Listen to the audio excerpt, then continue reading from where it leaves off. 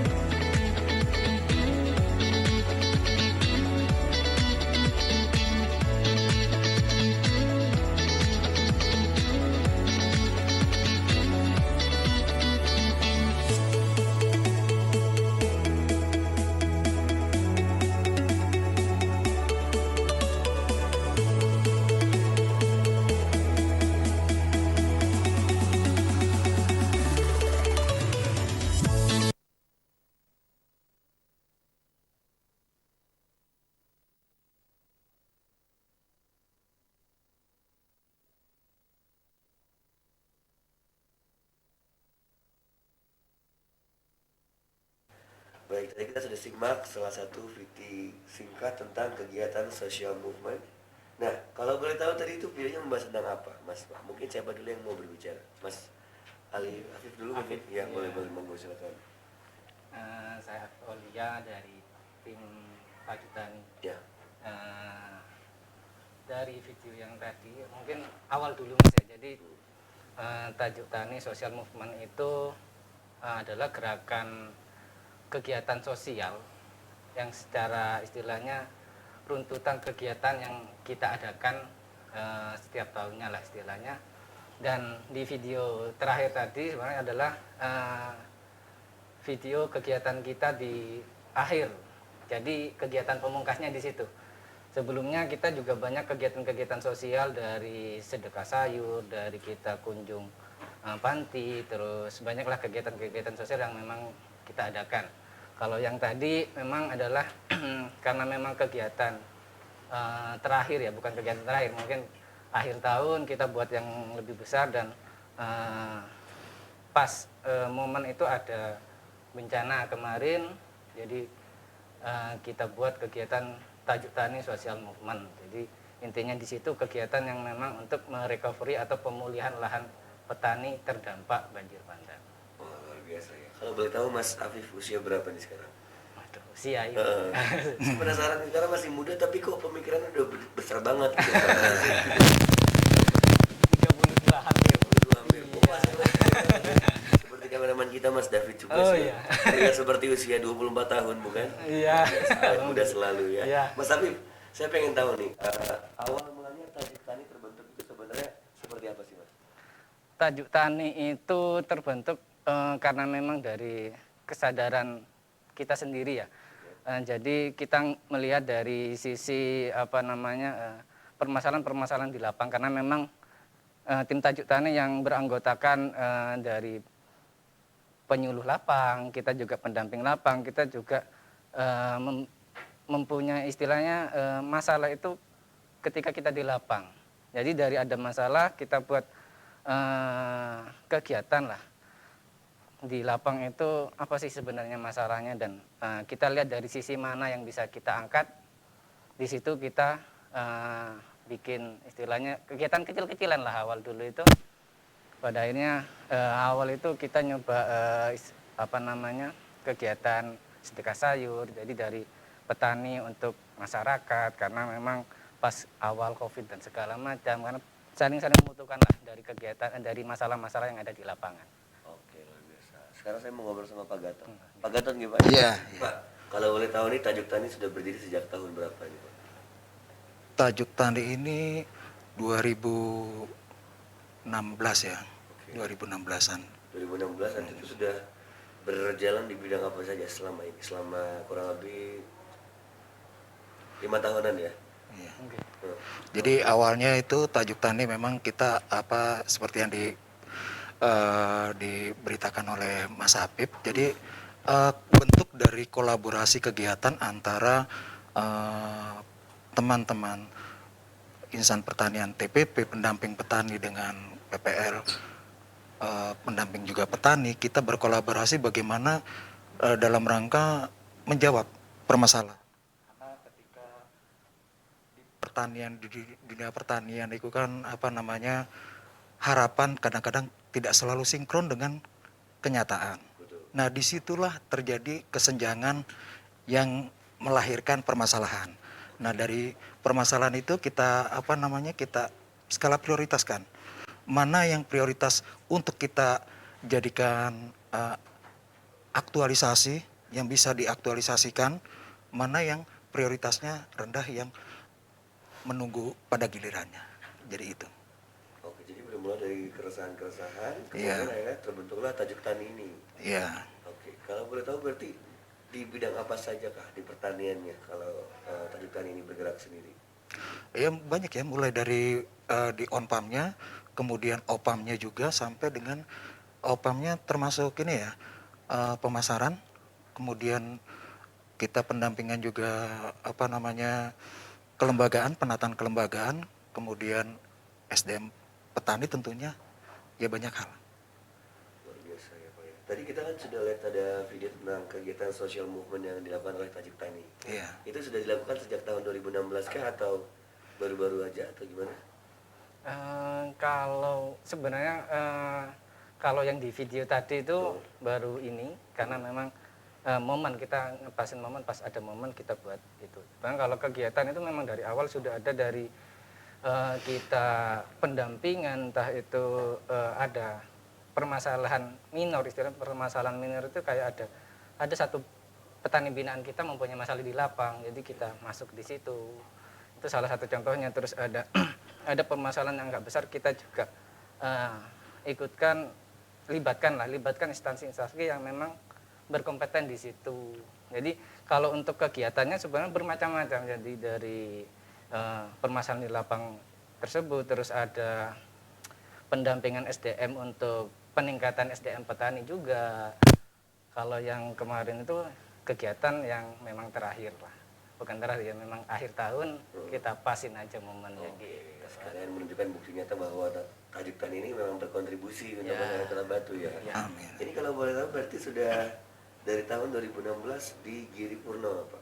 Ya. Iya, khususnya untuk di Kecamatan Bumiaji ya. Ya, kita serap. Oke, kalau boleh tahu ada berapa banyak nih kalau Tajuk Tani ini sendiri dari masing-masing wilayahnya?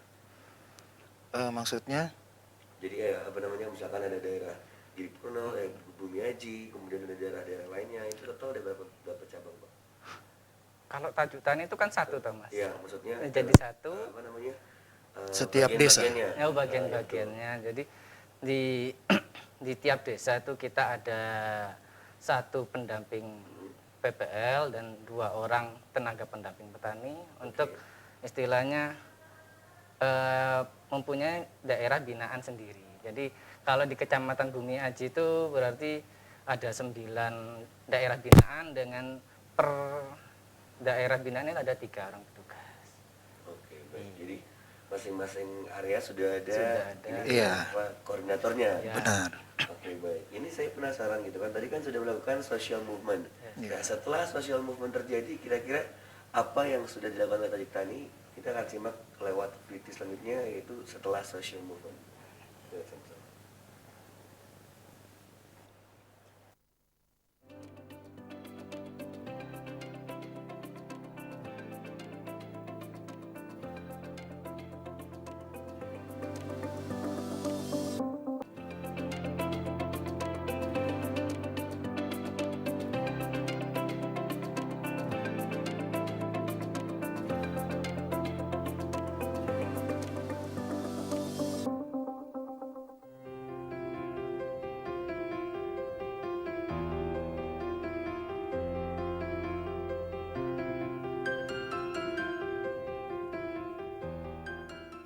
Assalamualaikum warahmatullahi wabarakatuh.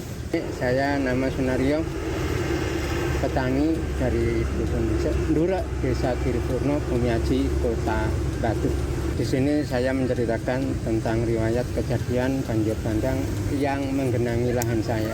Saat itu saya itu bingung akan menggarap lagi, mengolah lagi itu bagaimana caranya, dan saya kebingungan juga.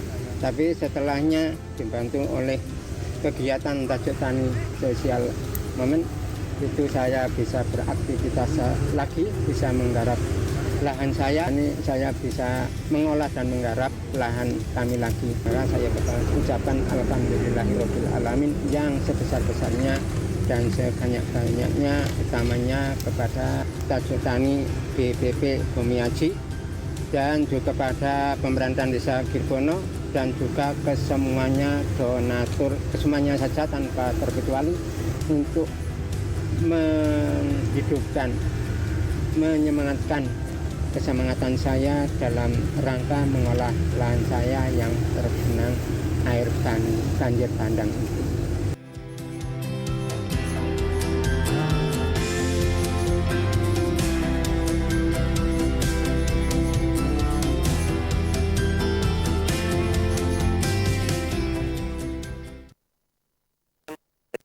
Lihat Viti tentang kegiatan setelah social movement diadakan.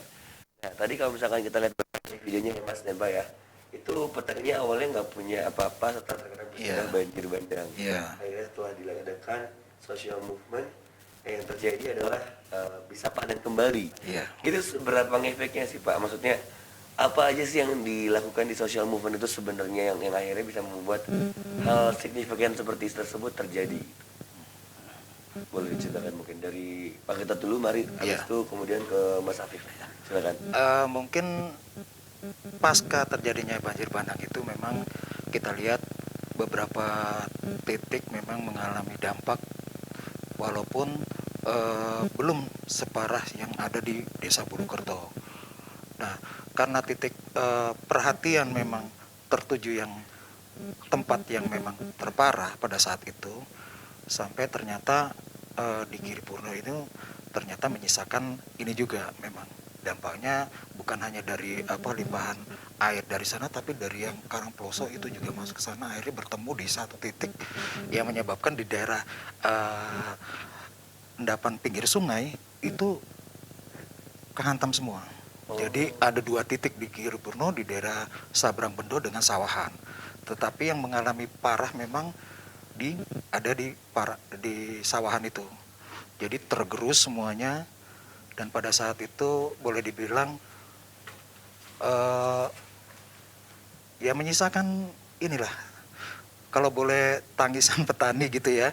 Mungkin dari teman-teman akhirnya bagaimana untuk bisa menggerakkan ini dalam rangka untuk merecovery, kemudian kita coba merecovery dengan cara bergotong royong, kita gerakan dan kita berkomunikasi dengan stakeholder dan insan pertanian yang lainnya untuk bahu-membahu dalam rangka merecovery lahan ini, sampai akhirnya lahan itu kondusif dan siap untuk ditanam kembali. Sebelum terjadinya bencana itu memang tanamannya selada air, tetapi setelah pasca bencana itu tidak dimungkinkan lagi. Jadi kita rekomendasikan pada saat itu memang dari koordinator dari dinas dengan koordinator itu merekomendasikan bahwa untuk mengganti komoditas yang sesuai dengan kondisi sekarang, dan ternyata memang nilai ekonomisnya juga lebih bagus ketimbang komoditas yang kemarin. Jadi akhirnya meskipun terkena bencana akhirnya membawa berkah gitu. Berkah, ya, alhamdulillah. Mau bergotong royong tadi. Benar. Luar biasa teman-teman Tajuk Tani ini ya. Kalau boleh tahu sebenarnya sih, ini mungkin belum semuanya mengetahui Tajuk Tani itu siapa. Mungkin bisa dijelaskan lebih lanjut dari Mas Afif. Sebenarnya Tajuk Tani ini siapa dan bergerak di bidang apa dan adalah apa gitu. Anggota-anggotanya seperti apa juga. Boleh dijelaskan Mas, silakan.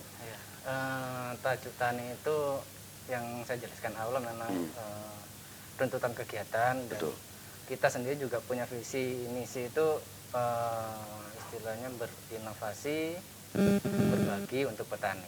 Jadi bagaimana caranya kita menilai sisi di pertanian yang bisa kita buat inovasi, berbagi, dan berbagi itu pun nggak melulu untuk kita berbagi material dan segala macam. Jadi sama seperti kegiatan yang tadi kita lihat, berbagi itu dalam artian berbagi. Kita bisa gotong royong, Yes. kita bisa sama-sama istilahnya merasakan kata beliau tangisan petani lah. Jadi Betul, dari situ kita angkat bagaimana caranya tangisan itu menjadi tangisan bahagia, terharu dan segala macam lah ya. Betul, betul. Kalau dari anggota Tajuk Tani Tajuk Tani Social Movement sendiri, total itu berarti ada 29 orang. Jadi ada koordinator juga di tim tersebut, di Tajuk Tani juga, terus anak-anak muda seperti saya lah ya. Oke, siap, baik, baik. Termasuk Mas Afif termasuk yang paling muda di Tajuk Tani, Pak ya? Muda senior lah. Udah rasa senior. Iya, jadi Monggo dilanjut. untuk tim-tim yang muda kita memang khususnya untuk yang bisa berinovasi kan masih fresh lah ya. Untuk yang kemudian kita juga kondisikan ke beliau-beliau yang lebih berpengalaman agar kegiatan yang memang kita laksanakan bisa minimal bermanfaat lah dan berguna bagi petani khususnya di Kota Batu. Luar biasa sekali. Kita boleh kasih tepuk tangan virtual untuk Tajuk Tani, luar biasa karena mereka memiliki sebuah visi yang keren karena bisa saling mengajak masyarakat untuk bergotong royong, mensejahterakan petani dan yang pastinya membuat pertanian sebagai sektor mata pencaharian utama di Batu juga ya. Benar. Semakin jaya gitu Jaya. ya. Ini kalau boleh tahu nih, kita lagi bahas tentang situasi zaman sekarang yang kita tahu juga sekarang kan tadi habis hujan deras nih. BMKG juga meramalkan bahwa ada cuaca ekstrim selama seminggu, 3 hari ke depan. 3 hari ke depan. Nah, biasanya yang dilakukan oleh Tajuk Tani untuk membantu menyuluhkan kepada petani-petani terkait dengan ada hujan deras, akhirnya saluran irigasinya meluap dan lain-lainnya itu yang dilakukan seperti apa, Pak? Kalau dari pembinaan SDM-nya kita untuk khusus di petani yang kelompok itu selalu di setiap rutinan atau pertemuan kita mensupport atau memotivasi mereka untuk selalu mengerjakan kerja bakti, minimal membersihkan saluran-saluran atau baik sekunder maupun tersiernya supaya dampaknya itu luapannya tidak mengganggu usaha tani, lahan usaha tani. Itu satu. Yang kedua, bagaimana saya juga memberikan masukan tentang pertanian, usaha tani yang berwawasan konservasi. Maksudnya konservasi, minimal konservasi lahan. Jadi minimal di setiap bedengan itu dikasih penguat-penguat teras atau tanaman border, bisa rumput setaria, bisa apapun supaya tidak berdampak ketika tergerus adanya air atau apa. Jadi mungkin ya dua itu yang kita selalu ingatkan, dan kemudian juga hal-hal yang lain ya masalah-masalah teknis seperti mengingatkan biasanya kalau hujan itu kan faktor-faktor apa namanya jamur juga kan jadi masalah juga. Iya, Kita selalu ingatkan itu. Betul sekali. Ya. Wah, luar biasa nih. Jadi langsung dikasih tahu caranya gimana untuk mencegah terjadinya hal yang seperti tadi itu ya. Iya. Sampai amblas semua lahannya gitu ya. Kalau misalkan yang paling sering terjadi di Kota Batu, biasanya permasalahan seperti apa yang dihadapi oleh petani-petani di Kota Batu, Pak? Mas Afif. Kalau banyak sih masalah-masalah yang memang kita hadapi di lapang Mas ya. Terutama kalau memang di Batu karena memang Kota Batu adalah sentra sayur mayur. Betul. Kecuali dari daerah atas ada perkebunan apel, jeruk dan segala macam. Jadi tergantung musim sebenarnya. Jadi ketika musim penghujan seperti ini, serangan-serangan jamur, serangan-serangan hama penyakit yang memang khusus untuk di musim penghujan itu sering kita alami. Oke. Jadi ketika di musim penghujan itu jamur, ketika musim kemarau itu beda lagi penyakitnya. Banyak kalau yang hama dan penyakit. Kalau yang sekarang-sekarang ini yang lebih banyak ke jamur, Pak ya. Iya. Jadi penanganan pasca hujan itu seperti apa nanti biasanya ada pembinaan lebih di kelompok tani ataupun petani binaan kita. Wah, ini agak mengganggu hasil panen-panen juga ya, Pak ya. Iya. Akibatnya bisa membuat menjadi gagal panen juga berarti ya. Iya benar. Oke, ini agak sedikit mungkin berita sedih, tapi karena ada teman-teman dari Tajuk Tani, semua pasti akan bisa terselesaikan dengan baik. Mantap ya. Amin ya, amin. Amin, Oh, amin. gitu. Baik, Kita akan membahas tentang hal yang selanjutnya, tapi sebelum itu kita akan melihat sebuah VT, yaitu bubur California KT Makmur bersaudara. Nanti kita akan bahas bersama-sama, tapi kita simak dulu VT selanjutnya.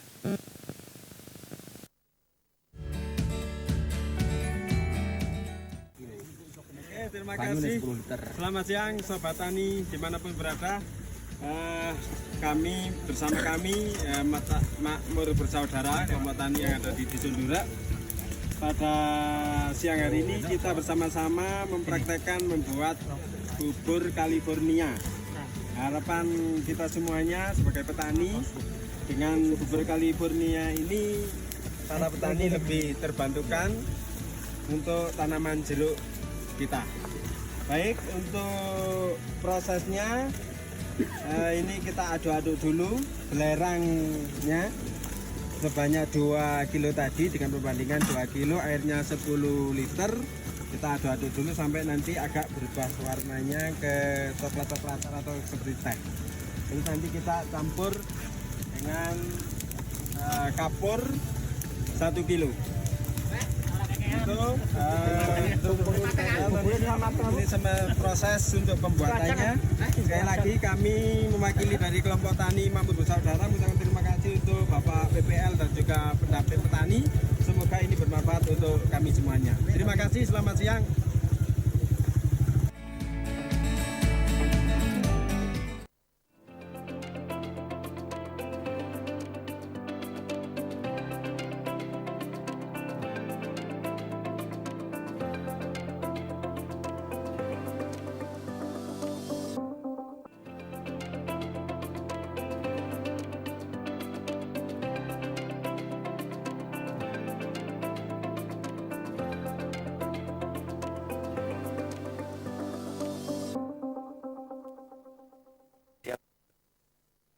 Tidak melihat kita bubur California KT Makmur Bersaudara. Ini menarik sekali karena tadi yang ada di pikiran saya, bubur California ini adalah bubur dari California gitu. Karena di mana-mana kan ada California fried chicken gitu kan, sebut aja CFA gitu kan. Ini ada California bubur juga gitu. Saya kira makanan, tapi ternyata bukan. Bisa jelasin nggak Pak? Kira-kira sebenarnya bubur California ini apa gitu? Sejarahnya gimana? Kalau bubur California itu ya sebuah inovasi teknologi ya, yang memang bukan berasal dari kita, memang pengaplikasian pertama mungkin dari luar sana. Betul. Sampai ketemu bubur California, atau malah sebelumnya itu bubur Bordeaux. Pada saat itu kan di Prancis sana memang komoditasnya anggur, kemudian dipakailah itu, tapi karena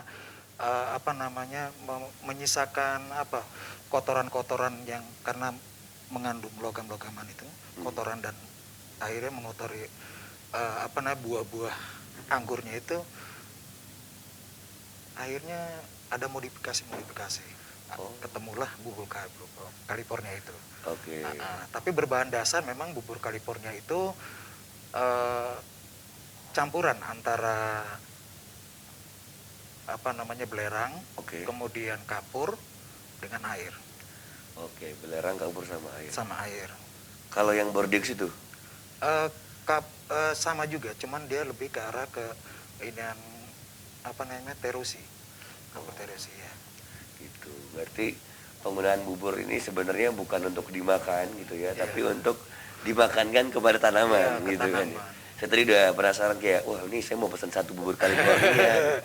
Mau saya kasih Mas Fresh gitu, ada pas ngeliat TV gitu, suka banget makan bubur. Itu memang dalam rangka kita penyuluhan untuk memberikan pengetahuan kepada petani yang ada di KT kelompok tani Makmur Bersaudara, dalam rangka mengantisipasi di musim-musim penghujan. Biasanya dengan adanya intensitas curah hujan itu menyisakan berbagai permasalahan. Satu, karena hujan itu secara alami, secara natural itu memberikan sumbangan kandungan nitrogen yang tinggi di tanah. Oh gitu. Kemudian dengan hal tersebut akhirnya menyisakan permasalahan di lahan itu, tingkat keasaman yang juga berpengaruh. Nah, untuk mengimbangi supaya tidak terlalu bermasalah, itu harus ada masukan input dari luar yang mengandung kalsium maupun magnesium untuk menetralkan. Karena di tanah-tanah yang asam maupun di itu ibaratnya ruang yang nyaman buat jamur-jamuran dan sebagainya gitu. Akhirnya itu menjadi permasalahan di tanaman. Oke, apalagi di musim penghujan. Benar. Oke, baiklah. Saya jadi paham. Ini kan pengetahuan juga buat pemirsa Dialog Siang gitu, kalau ternyata ada ini namanya apa? Namanya pembasmi hama gitu ya. Iya. Pak? Istilahnya apa kalau pembasmi hama itu? Ya saya lupa itu lagi. Pokoknya itulah intinya adalah bubur California Bubur dan juga ada California, bubur pestisida. Browning. Oh, pestisida. Fungisida. Iya, fungisida. Itu maksud saya tadi. Saya Iya. lupa mau ngomong apa gitu ya. Kebanyakan makan ngomong bubur ini jadi kepikirannya bubur-bubur doang. Oke, Mas Afif. Dari Mas Afif sendiri ini kalau boleh tahu apa saja yang sudah disosialisasikan selain contoh nih tadi kan ada pembuatan bubur untuk pestisida dan juga fungisida itu. Iya. Kemudian hal-hal yang lain yang dikasih tahu ke petani biasanya apa aja itu, Mas? Banyak Mas ya, dari jadi tim Tajuk Tani sendiri kan berbagi informasi, berbagi pengetahuan, berbagi semualah yang sekiranya bermanfaat bagi petani, istilahnya seperti itu. Jadi banyak teknologi yang ataupun inovasi-inovasi yang kita berikan, misal tadi seperti bubur California itu juga ada, nanti juga ada pembuatan trichoderma di beberapa kelompok tani juga ada. Oke, Itu nah itu mungkin saya potong sebentar, mungkin bisa jelaskan trichoderma untuk petani itu seperti apa Pak, kalau boleh tahu? ya saya. Iya boleh Pak. Dulu. Nanti Pak Gatot yang Menambahkan, silakan nggak apa-apa. Kompak Timur, gotong royong. Kita ini gotong royong. Silakan. Ya, jadi salah satu antisipatif untuk istilahnya, karena memang kondisi pertanian sekarang, kondisi tanah yang memang terus-terusan dipakai dan kurang istilah recovery-nya juga, terus karena sekarang lagi marak istilahnya bahan-bahan kimia ataupun pestisida yang harganya tinggi dan segala macam. Kita dari tim Tajuk Tani juga memberi gimana caranya agar petani meminimalkan angka produksi mereka dengan pembuatan bubur trichoderma. Jadi trichoderma sendiri itu intinya bagaimana tanah itu menjadi subur kembali dan tanaman bisa istilahnya lebih maksimal dalam berproduksi. Oke. Garis besarnya seperti itu Pak Gatot ya. Pak Gatot boleh ditambahin, boleh silakan nggak apa-apa. Ya boleh dibilang trichoderma itu salah satu ini yang pestisida baik yang tapi yang berbahan dasar memang ya makhluk-makhluk yang kasat mata yang ada di dalam tanah. Oke. Jamur atau bakteri gitu ya. Betul. Itu dalam rangka untuk mengendalikan yang sifatnya dia itu mengendalikan patogen. Jadi kan di dalam tanah itu ada makhluk-makhluk baik jamur maupun bakteri yang sifatnya laktogen dengan patogen. Nah, ketika yang dominasi itu patogen, ya sudahlah, itu membawa masalah ke tanaman. Tapi ketika yang mendominasi itu laktogen, itu akan membawa kebaikan bagi tanaman itu sendiri. Oke, baik. Jadi ada ya bakteri baik dan juga bakteri jahat gitu ya. Iya. Seperti Lactobacillus Jadi terjadi kompetisi, bukan ya? memang di dalam tanah itu terjadi kompetisi secara alami lah, karena tingkat populasi yang tinggi juga, jadi tinggal populasinya itu menang yang mana. Ketika kita mengisupkan triko atau meta atau apapun di dalamnya, itu yang membantu Membasmi. tanaman untuk dan juga berkembang dengan memproduksi. baik tanpa adanya gangguan-gangguan yang Oke. sifatnya patogen dari jamur maupun bakteri. Betul, sifatnya patogen seperti pemain AC Milan ya. Nah, benar. Siapa itu coba? Alessandro Pato. Alessandro Pato. Oke, kita akan lihat satu video lagi, yaitu sedekah sayur. Setelah itu kita akan break sejenak dan kita akan membahas tentang videonya setelah pesan-pesan berikut. Jadi mari kita simak bersama video selanjutnya.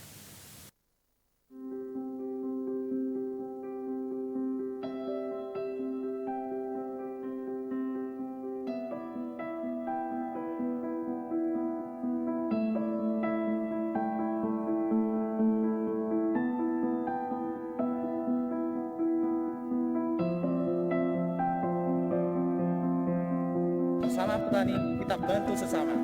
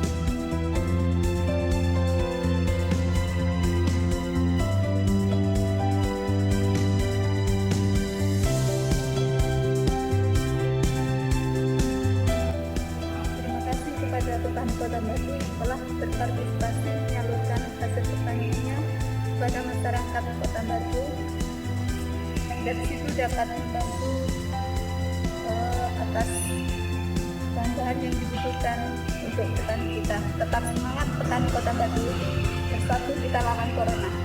Untuk petani Kota Batu, saya ucapkan terima kasih dengan hasil pertanian yang ada pada hari ini telah menyelamatkan satu ketahanan pangan.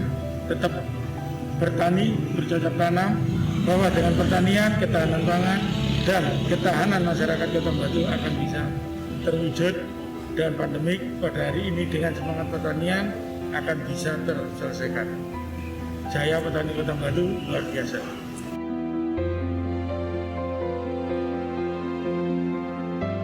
Petani peduli, kami berbagi. Petani peduli, kami berbagi. Petani peduli, kami berbagi. Petani peduli, kami berbagi. Yes. Terima kasih petani Kota Batu, tetap semangat.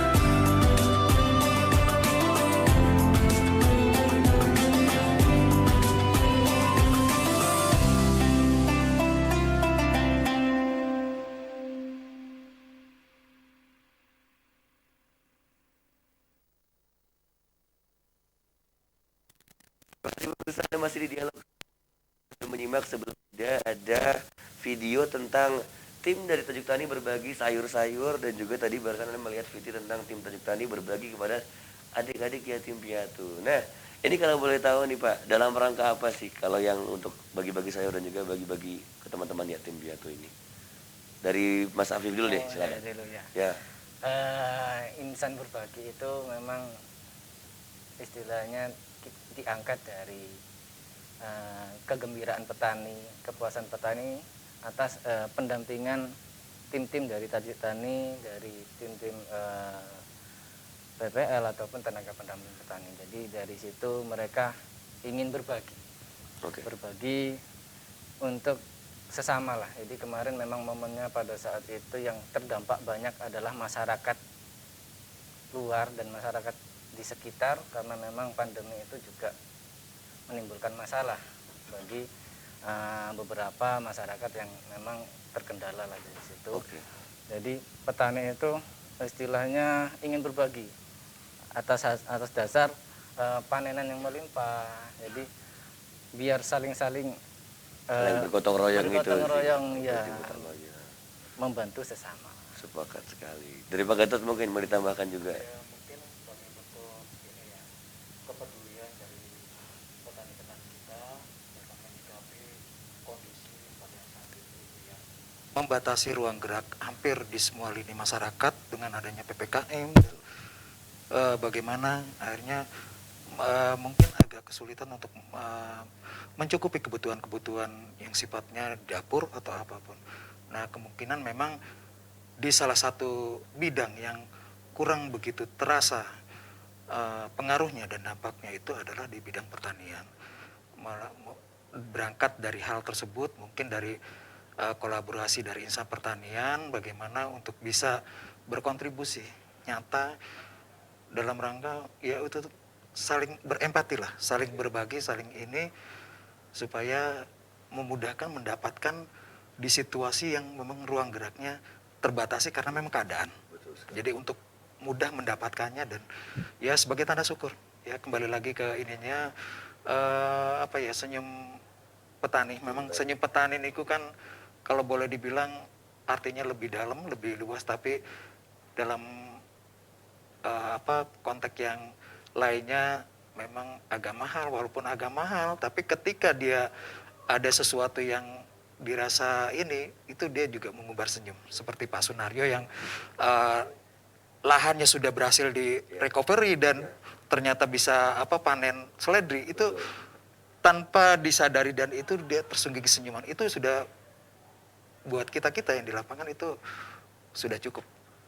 Maksudnya dampaknya ke kita itu sudah membahagiakan. Baik, luar biasa sekali memang teman-teman Tajik Tani. Boleh kita beri tepuk tangan juga terlebih dahulu. Terakhir Pak, mungkin ada yang ingin disampaikan dari Pak Afif dan juga Pak Gatot. Silakan untuk masyarakat Kota Batu agar lebih banyak beli sayur atau apa, silakan monggo. Mungkin kalau dari saya mungkin hanya bagaimana sesuai dengan tupoksi saya sebagai penyuluh lapangan, pendamping petani, bagaimana untuk meningkatkan SDM petani.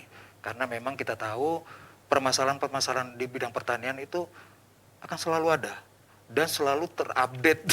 Jadi makanya dibutuhkan penyuluhan yang terus-menerus, tanpa ada jeda dan tanpa ada ini sudah selesai penyuluhan, nggak ada. Jadi terus selama masih ini dunia pertanian, selama masih kehidupan itu, penyuluhan akan tetap di ini, karena memang permasalahan-permasalahan yang ada itu akan selalu termodifikasi dengan secara alami. Jadi untuk mengimbangi itu perlu adanya peningkatan SDM, karena memang tujuan dari penyuluhan adalah bagaimana kita menyampaikan penyuluhan yang dalam rangka memberikan informasi yang bisa langsung diaplikasikan oleh petani untuk meningkatkan pengetahuan mereka agar mau dan mampu untuk bisa melakukan usaha tani yang lebih efisien, bisa melakukan usaha tani yang meningkatkan produktivitas yang tinggi. Kemudian juga tentunya ujung-ujungnya kesejahteraan petani dan ya keluarganya, ujung-ujungnya ke sini. Terima kasih Pak. Mas Afif, singkat padat dan jelas, silakan kata-kata untuk masyarakat Kota Batu, boleh? Kita berharap dari peningkatan SDM yang kita upayakan tak luput diimbangi dengan tetap rendah hati, agar ego itu tidak, kadang peningkatan SDM tidak diseimbangkan dengan ego itu malah gak seimbang. Oke, luar biasa. Saya sepakat sekali. Baik, terima kasih banyak Pak Gatot. Ya, Atas waktunya. sama. Terakhir dari saya untuk semua pemirsa TV, jangan lupa beli sayur, konsumsi sayur, dan juga yang paling penting makan terus sayur karena kita masih